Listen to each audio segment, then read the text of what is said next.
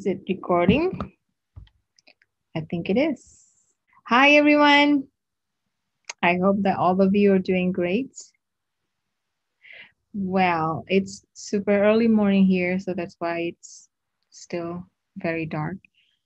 But I have to create pre-recorded videos for you because on Monday, it turns out that I will not be able to teach fully, probably, because I have an event that I have to attend from 8 to 9, I believe, for 8 to 10. I think it's going to be 8 to 9. But anyway, my plan is to meet you early in the morning at 7:30, our original schedule. Then let you watch the pre-recorded videos over the weekend. Then continue or return to the class after my event is over.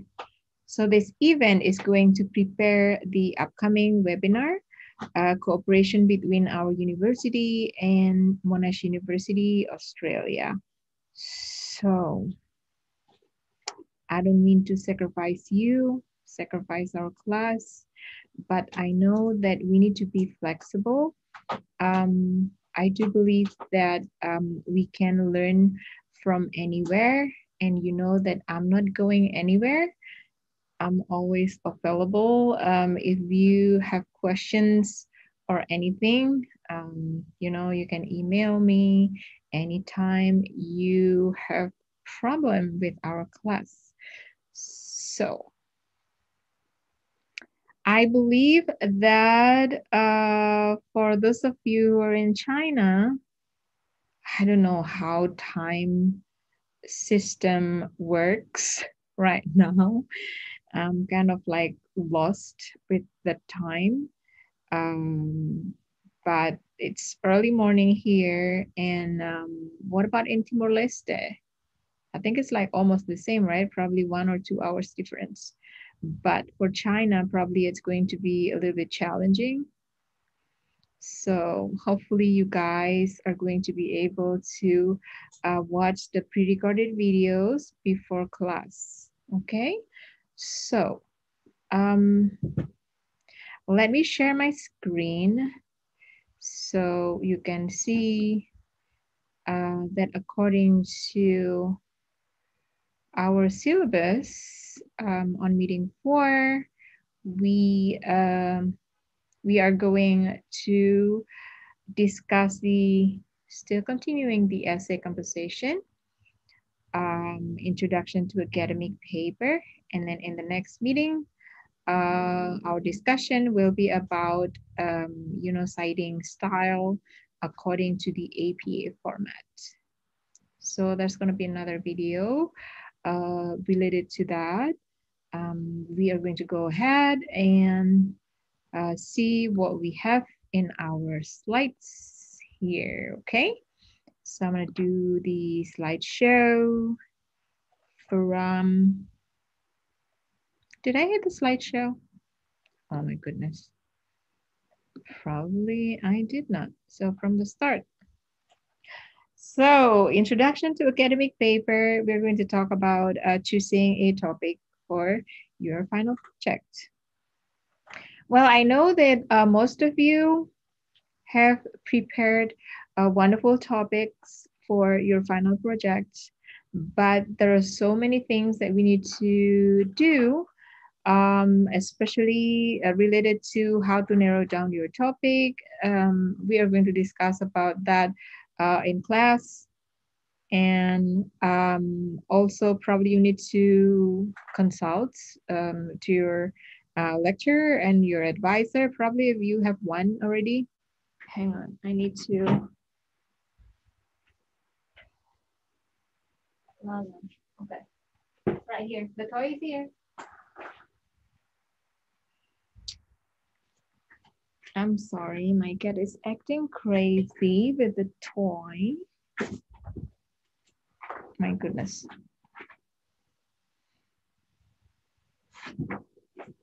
Here's my cat.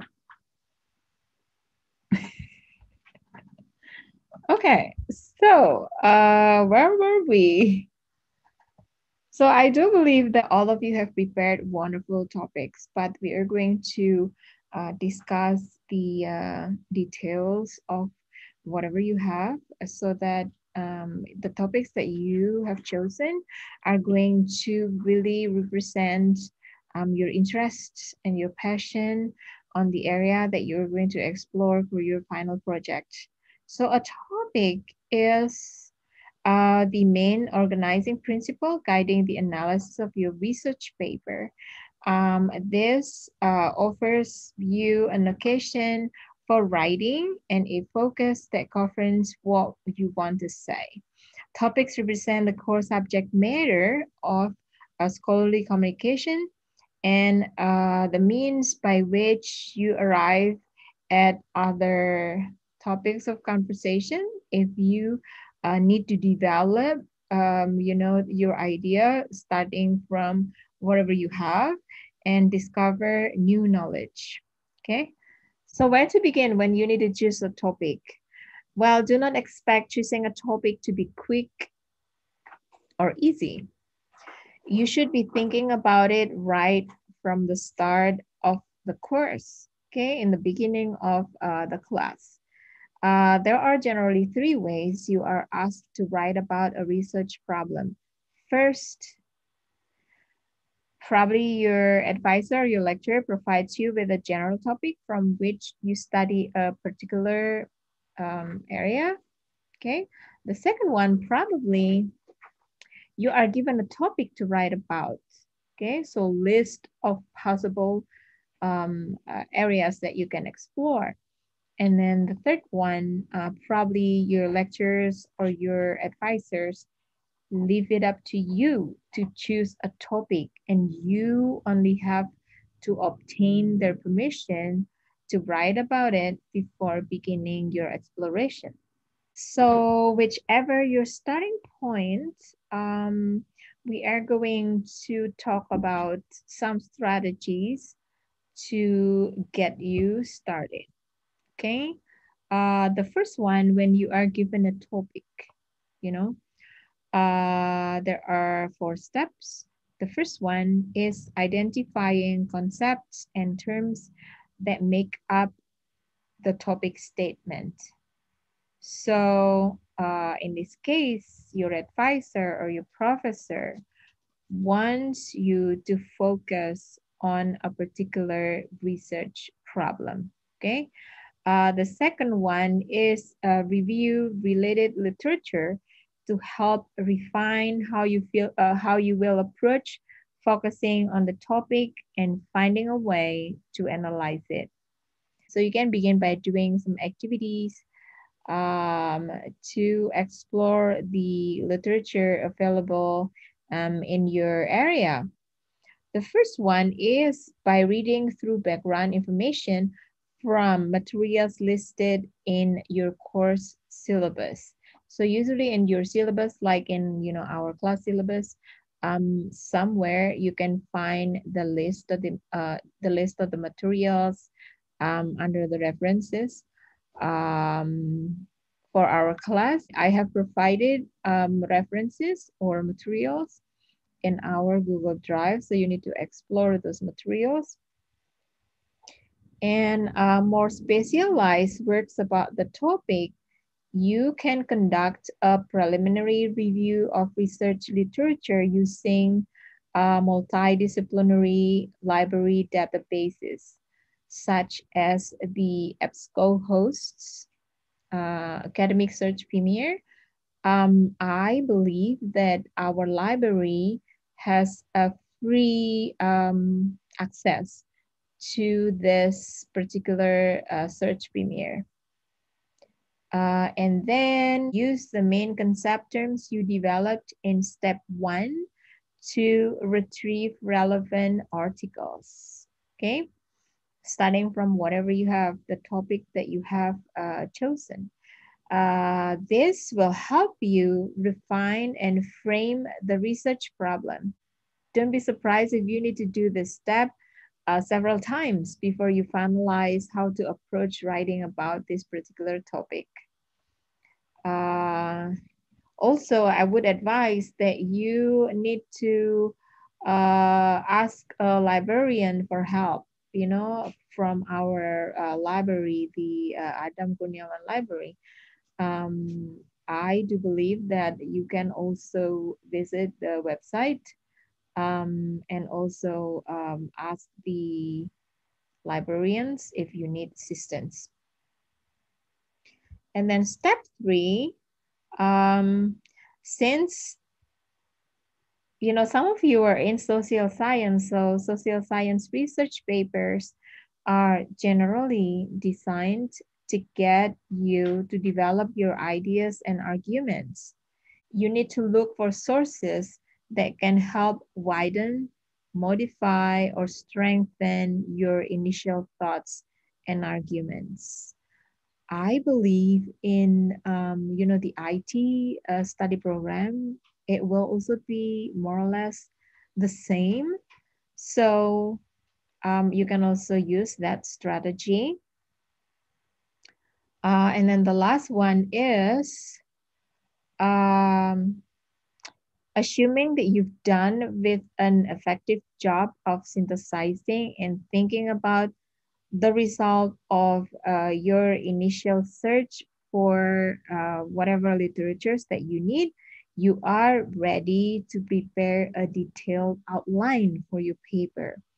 Okay, so remember, always prepare the outline or the draft that lays the foundation for a more focused review of relevant research with literature.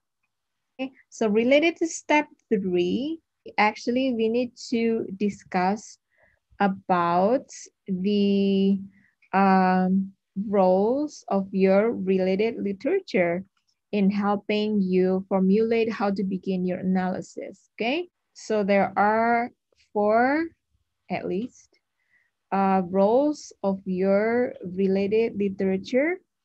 The first one is a source of criticism.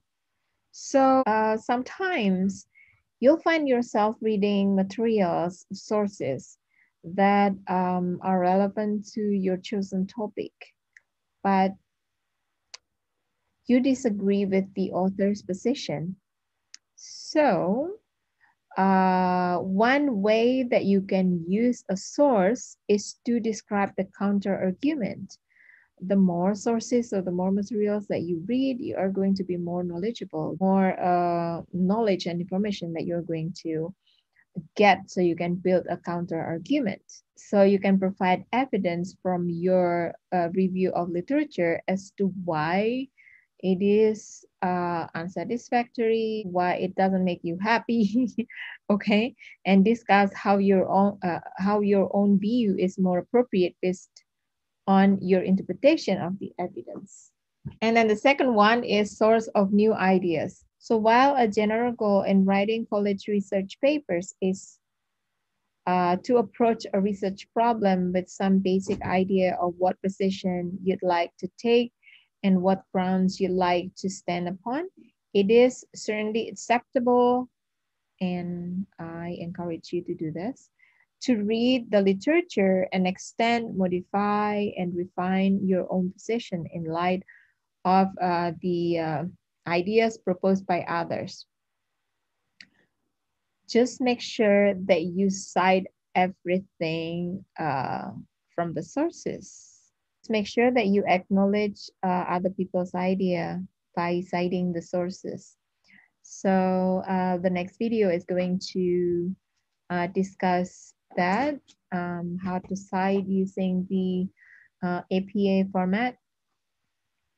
The next one is sources for historical context. So another role your related literature plays in helping you formulate how to begin your analysis is to place issues and events in proper historical context. This can help you demonstrate familiarity with development and relevant scholarship about your topic, provide a means of comparing historical versus contemporary issues and events, and identifying key people, probably places and things that had an important role related to the research problem or the topic that you have. Okay, the last one will be source for interdisciplinary insights. So one of the advantages of using databases like EBSCO hosts academic search premier to begin exploring your topic is that it covers publication from a variety of different disciplines. So I do believe that our library has a, I would say, a free facility, you know, free access. That's what I was about to say. Free access to this one. Okay. So of course you can contact the librarian to find out. So we are going to return to our PowerPoint slide. So another way to formulate how to study the topic is to look at it from different disciplinary perspectives. So those are the roles of the literature. Um, moving on, we are going to talk about the second scenario, right? It's going to be the second scenario. How to begin when you are provided a list of possible topics to choose from. All right. So, well, I know what you're thinking. Which topic from this list is the easiest to find the most information on? All right. So you're going to choose the easiest, the trendiest, the most interesting probably to you. Okay. So I would say that an effective lecturer or advisor should never include a topic that is complicated, that no research is available to review and from which to begin to design a study. I hope that your lecturer and your advisor are not going to give you hard times, right? So instead of searching for the path of least resistance, which is the easiest, okay, begin by choosing a topic that you find interesting in some way, or that is unique, or that is controversial, and you have a strong opinion about, or that has some personal meaning for you. This is very, very important. Because you are going to spend a long time, because you are going to spend a long time to work on this thing, this topic. Okay. So you need to find something that is going to be doable for you, that represents your passion. Again, you are going to be working on your topic for quite some time. So choose one that's interesting or that makes you want to take a position on. Okay. So not the one that is going to make you bored or stressed out, right? Okay. So once you've settled on a topic of interest, so once you have decided which topic that you are going to work on, you are going to follow steps 1 to 4 that we have discussed previously to further develop it into a research paper. So these 4 steps, okay? Then the last one, if your lecturer leaves it up to you to choose a topic, so you have the liberty to choose whatever you want. for your final project. So under this scenario, the key process is turning an idea or general thought into a topic that can be cast as a research problem. Okay. When you're given an assignment where you choose the research topic, do not begin by thinking about what to write about, but ask yourself the question. For example, what do I want to know? Okay. Treat an open-ended assignment as an opportunity to learn about something that's new or exciting to you. Okay.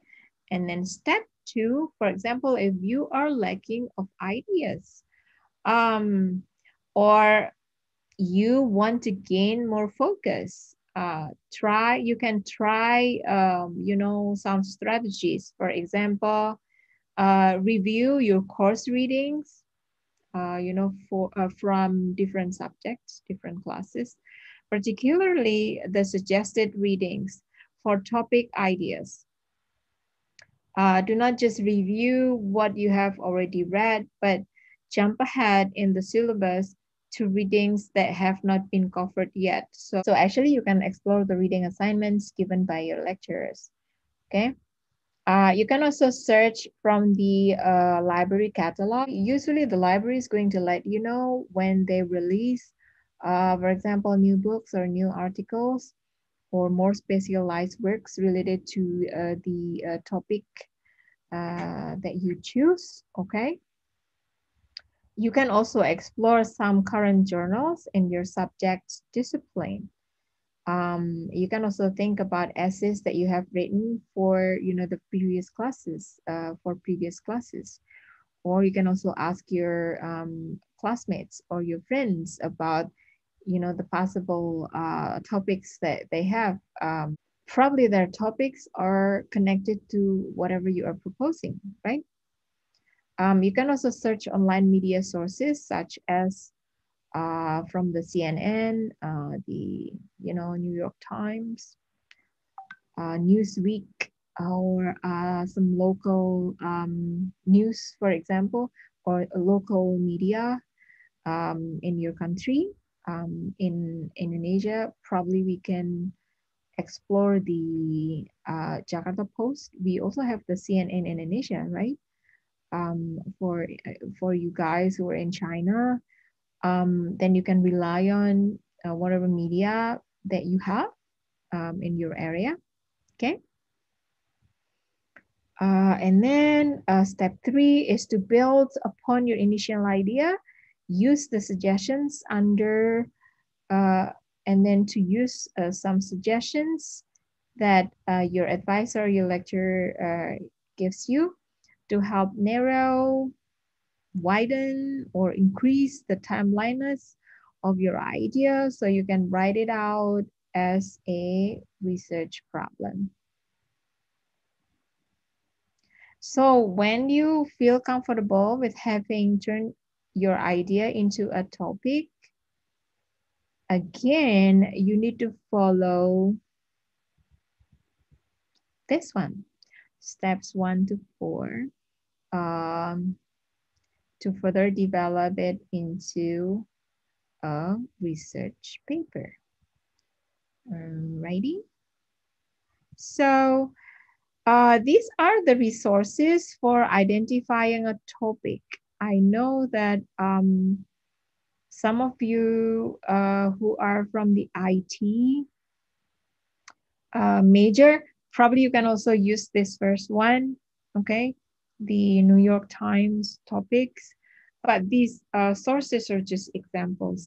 There are a lot of more sources that you can explore from. Again, you need to talk with the librarians, your advisor or your lecturer to find out which resources that are going to be available in your study programs or your major, so you can get access to those resources, okay? For example, the New York Times topic, each topic page collects news, reference, and archival information, photos, graphics, audio, videos, published on a variety of topics. Very, very broad. The content is available without charge, so they're free, I believe. Most of them are free. And then the next one is the Social Science Research Network. So this is a service providing scholarly research papers, working papers, and journals in numerous social science disciplines. Alrighty, so you have the resources, example of resources to help you identify the topic. Now I'm going to give you some tips so that you are going to be staying on your track. The first one is going to be knowing your passion, knowing what is interesting for you, knowing what you really want to do for your final project, for your thesis, okay? So in thinking about a research topic to study, do not follow the mindset of pursuing an incredibly complicated topic because you want to impress people. You want to make people happy. You want to impress your lecturer, your advisor, or your parents. But that in reality does not have any real interest to you. You are going to suffer because you're going to, again, work on this topic for a long time. Okay, so as best as you can, choose a topic that has at least some interest to you. So the second tips is related to communicating with people in your university. Talk to your lecturer, your advisor, and obviously your librarians. So especially librarians, because they are experts in locating information and providing strategies for analyzing existing knowledge in many ways. Do not immediately assume that your topic is too narrow because you haven't found any information about it. Okay, again, ask a librarian. Always consult a library before you consider giving up on finding information about the topic you want to explore. If there isn't a lot of information about your topic, I believe that a librarian can help you identify a closely related topic you can study. So I also believe that your lecturer and your advisor or the head of your study program are going to help you as well locating the resources to assist you in preparing your final project. All right. I think this is the end of our slide for today. Again, I'm going to see you early in the morning on Monday. The next video is going to be about referencing style and citation using the APA format. Alrighty. I hope that all of you are going to continue staying safe wherever you are. Take care of yourself and each other. I'm going to see you in the next video. Bye-bye.